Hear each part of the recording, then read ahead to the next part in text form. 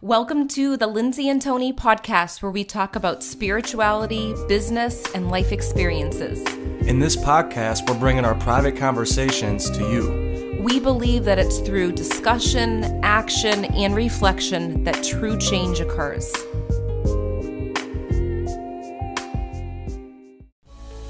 Hi, everybody. Welcome to episode 43, the 3 magic ingredients to handle success as an empath. In this episode, you will learn all about the 3 ways to handle the high energy success brings into your life without being overwhelmed and drained by it. I hope you enjoy the show. Hi guys, welcome back. We are so excited that you're here. Today we were talking about the 3 magic ingredients when it comes to handling success as an empath. So this one is one of those episodes for all of you empaths out there, spiritual entrepreneurs. We are talking to you. We are, because Lindsay and I, we both had experiences to where, in the past, to where I know me in particular, I would start to become successful, whether it was with the lawn care business that I started or whatever I was doing, and then I would self-sabotage. Yeah. Because unconsciously I knew how much energy I was going to have to handle as I started to become more successful. Mm-hmm.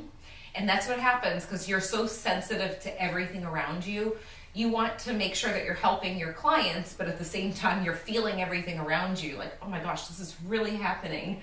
I really have worked hard up to this point, but now I'm feeling everything around me. And sometimes you even sense family members or friends, you want them to be successful too, while you're being successful, right? You do. You have all of that going on. Yeah. And with anything that's high energy, like a rose is high energy, I believe. It has a thorn, it has the beautiful red bud. That's how success is too. It's a beautiful thing. Mm-hmm. And a lot of good things come, but it's like the bar set this high on good things. Well, that's how many bad things or negative things are going to come to in terms of intangible energy and different things you're going to experience. Resistance from people. People are going to be upset with you for whatever reason because you're growing and they're not.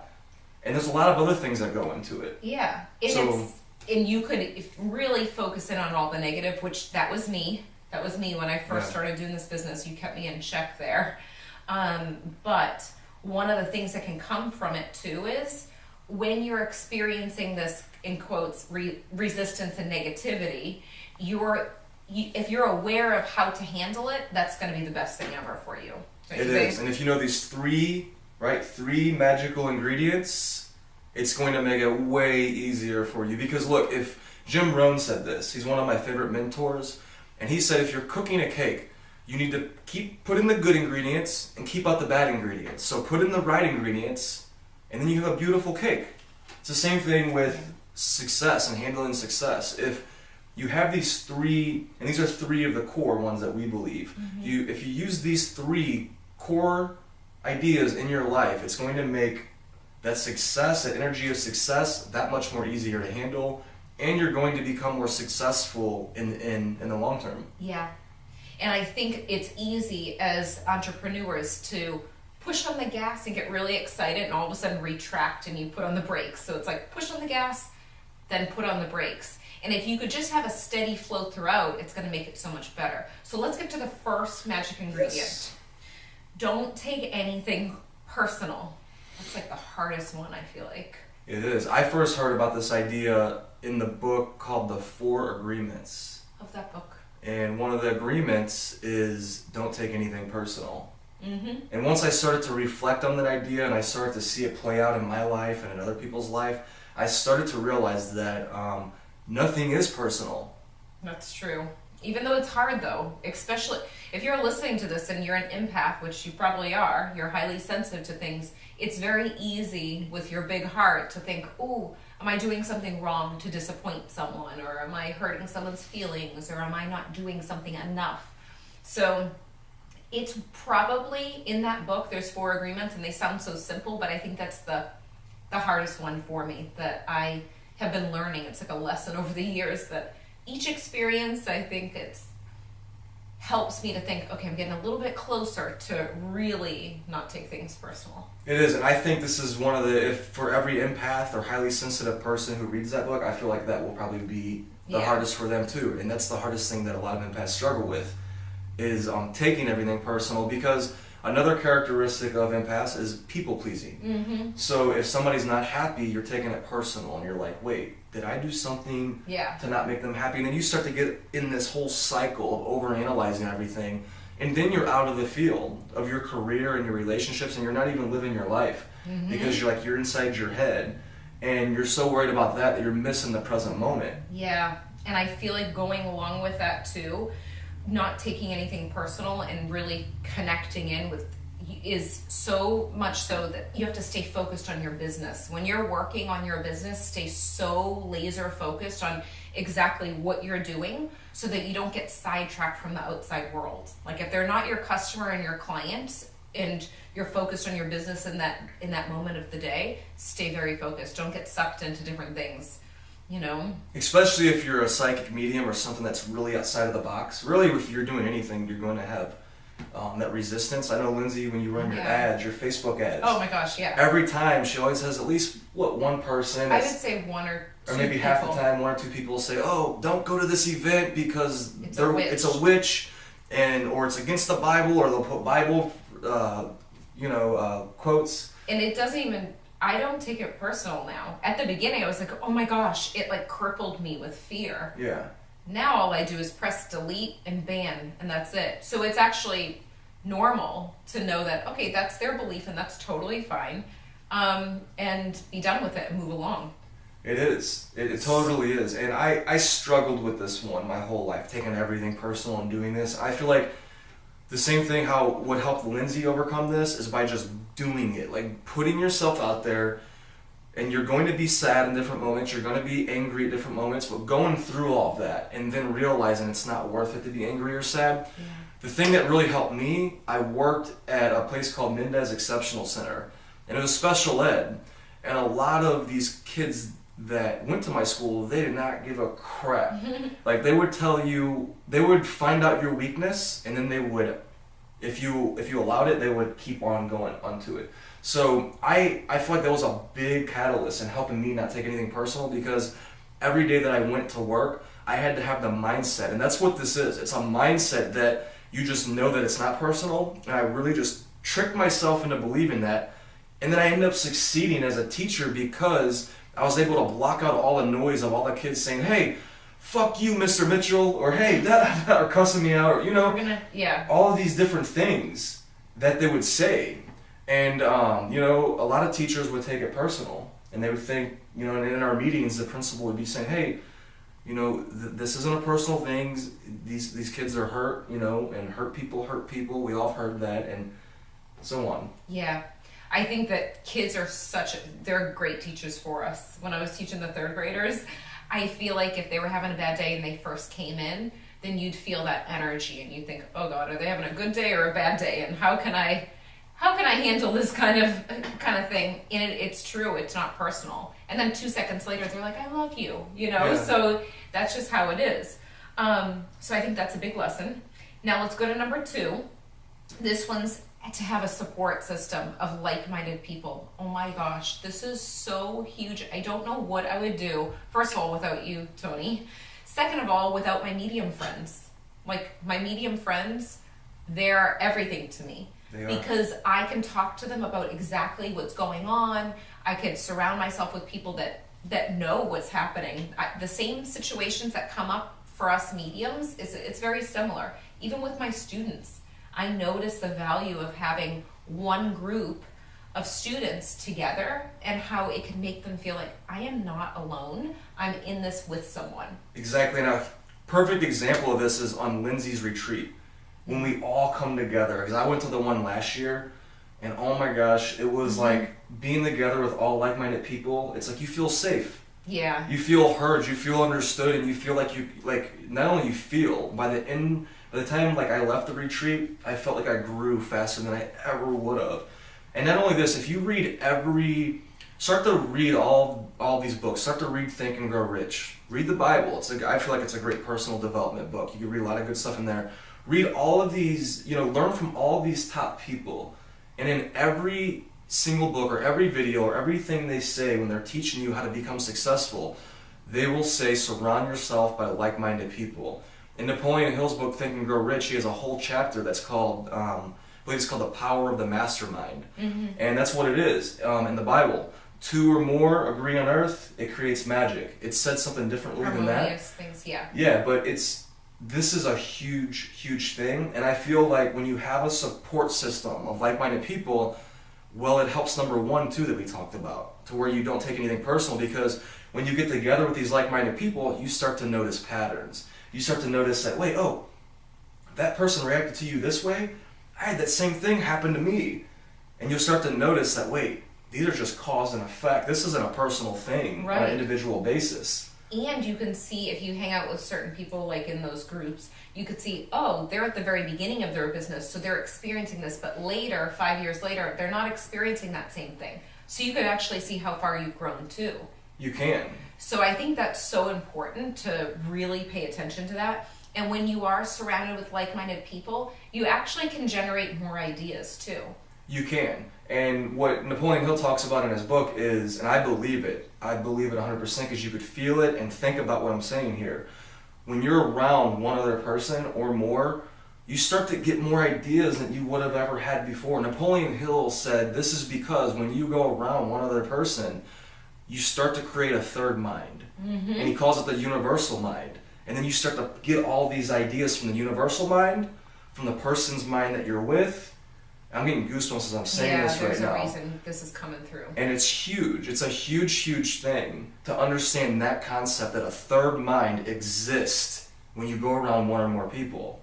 Yeah, and that's so powerful, and it's making me think of the biology of belief too, and how there's scientific proof that shares that once you're hanging around in a certain environment, you start to become like those people too. Exactly. It's like that video. It's like that video you showed me with the little tickers. Like. Oh yeah, I know. I need to find that video. The people that's listening, they can't see it, but it's like these little tickers, and then eventually they all start ticking the same way. Yeah. So we have billions of cells. Eventually our cells start ticking the same way as the people we're around. It's like dominoes. So if you can imagine the game dominoes, the little tiles, and they're hanging on like a metal rod, and someone taps the row of dominoes at a different point in time that they tap another row of dominoes, and what ends up happening I feel like it's within a minute or two, even though they're tapped at different time periods and they're all moving at different rates of not rates of speed, different times, they end up coming together.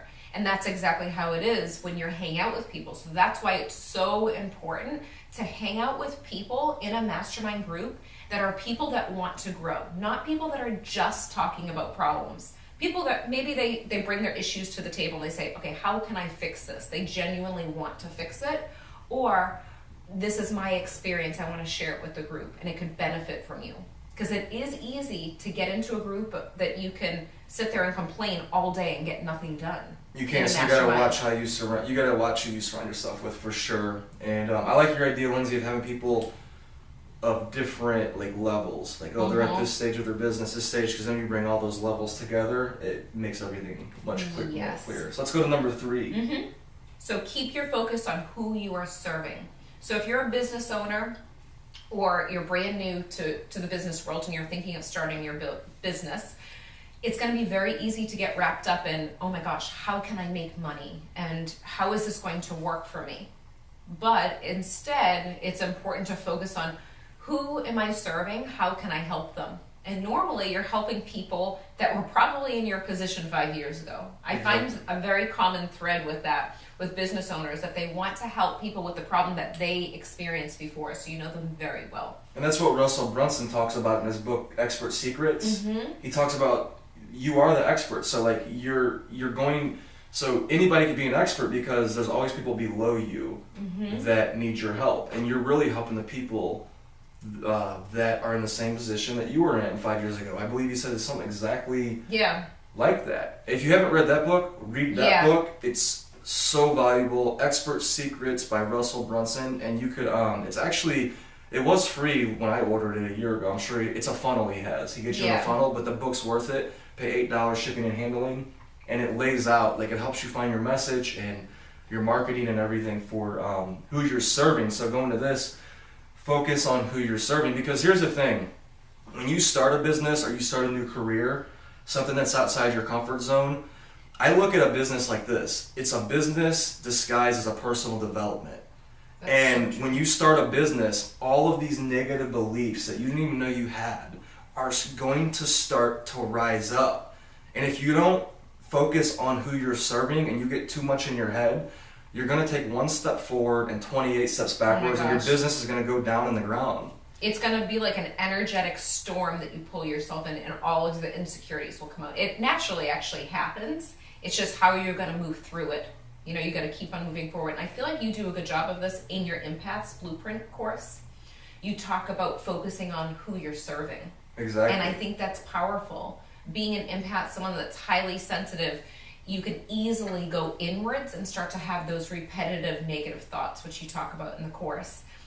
And it's so important to kind of get that attention off of yourself and think, how can I actually help the people that are suffering with this problem? How can I get them to the next level? And when you focus on that, and your intention is totally different than how can I make money for myself, that's just an added bonus, then that's when everything shifts for you and energy starts to move. And it starts to become a lot easier to do what you do. Like when I was teaching at Mendez, I literally had to train myself to focus on who I was serving and not myself. If I was focused on myself, I never would have been inside that building. Yeah. Because as an empath, as somebody who feels everything, it's so overwhelming for me to be inside all day long. I'm somebody that needs to be outside a lot. So I really had to trick myself into believing, like, focusing on, okay, I'm here to help these students that are in front of me, and that gave me the energy to actually do it. Was it perfect the whole time? No, but it helped me gain the momentum that I needed to gain to create the results that I wanted to create. And that's the key to all of this, is to gain momentum. So it doesn't mean you have to work 12 hours a day to actually feel like you can handle success. It means that you're supposed to be consistent to build up the energy like a train. So you start off slow and you keep on moving, and then all of a sudden, when you keep on moving throughout the days, you'll start to realize, months and years, that you have this momentum on your side where it's just a constant flow. Yeah, and we have a whole episode about that. I think it's called the Law of Momentum. I can't remember the name of it. Gosh, I know. Go to lindsaymarino.com. It's on there still. Yes. Yeah, and look for the law. It's something about momentum, the law of momentum, and it's a great episode to understand this law because I believe it's huge. It is. Just focus on today, what you can do. Start moving the needle in a different direction that you want to go. Start, don't take anything personal. Start having that support system of like-minded people. Like, start surrounding yourself on a weekly basis around those people, whether it's online. I have a program for empaths, and that's exactly where I created it, is to create a group of like-minded people so we grow together.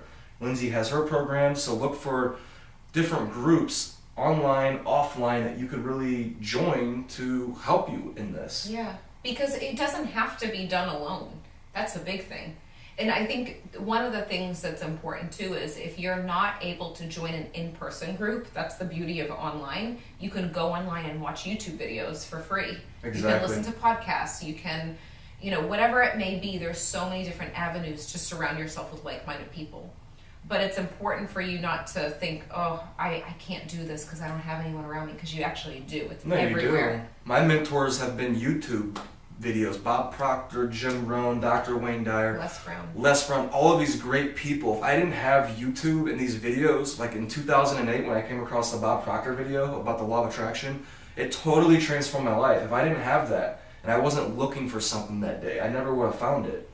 It's amazing what can happen. It is. But being open to this and set the intention. I'm ready. I'm open. I'm ready. I'm willing to walk through what I need to get to this space of being successful, and we're using the word successful, but I feel like success to me means you're happy, balanced, and you're living a life that feels fulfilling to you. So you're doing your purpose while having fun. Exactly. That's what success is to me. And you got to figure out what that means, what that means to you. How can you fulfill yourself and become successful? Because that word gets thrown around a lot, so you got to define it yourself. Don't look at anybody else's definition and think, oh, Gary Vaynerchuk works 18 hours a day, so I have to be successful in business. Well, Gary Vaynerchuk loves doing that. That's what he loves doing. He tells this to his audience. So if you watch it, so just remember, like, You don't have to do it how everybody else is doing it. You don't have to do it how me and Lindsay's doing it.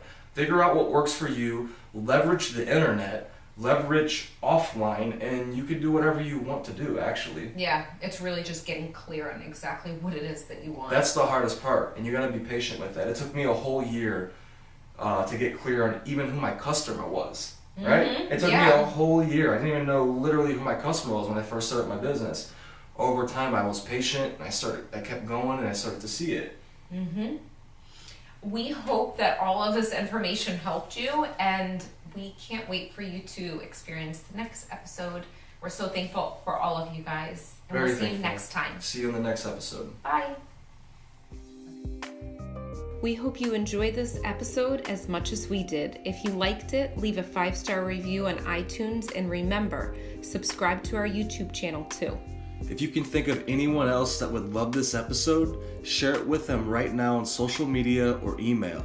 And remember, getting results is a process of learning, applying, and reflecting. Stay consistent and continue to grow every day.